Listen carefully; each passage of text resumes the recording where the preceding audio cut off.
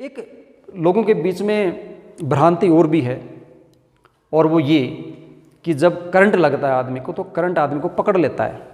क्या सोचते हैं, करंट लगेगा, आपने वायर को हाथ लगाते हैं, करंट ऐसे पकड़ लेता है आदमी को, और इसीलिए आदमी को करंट तब तक पकड़े रहता है जब तक उसकी जान नहीं निकल जाती। ऐसा नहीं होता है, करंट नहीं पकड़ता है आदमी को। एक्चुअली होता क्या है वो देखिए आप, आपको कोई चीज़ पकड़नी है या छोड़नी है, उसका संकेत आपको कहाँ से मिलता है, उसकी इन्फॉर्मेशन कहाँ से आएगी। जैसे मेरी फिंगर्स हैं, ये फिंगर्स मैं ऐसे हिला रहा हूँ, है ना, ये इसको ऑर्डर कहाँ से मिल रहा है, फिंगर ऐसे हिलेंगे, ऑर्डर कहाँ से मिल रहा है, ऑर्डर यहाँ से आ रहा है, और ये न्यूरॉन्स के थ्रू, इलेक्ट्रिकल सिग्नल्स के थ्रू यहाँ से कनेक्टेड है।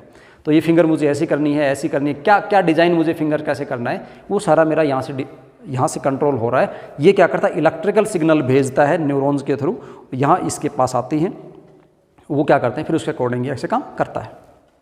होता क्या है, जैसे ही आप किसी हाई वोल्टेज वायर को पकड़ते हो ऐसे, तब यहाँ ज़्यादा वोल्टेज होने की वजह से इसका कनेक्शन दिमाग से कट जाता है, और दिमाग इसको कोई ऑर्डर नहीं दे पाता कि आपको ऐसे करना है, ऐसे करना है।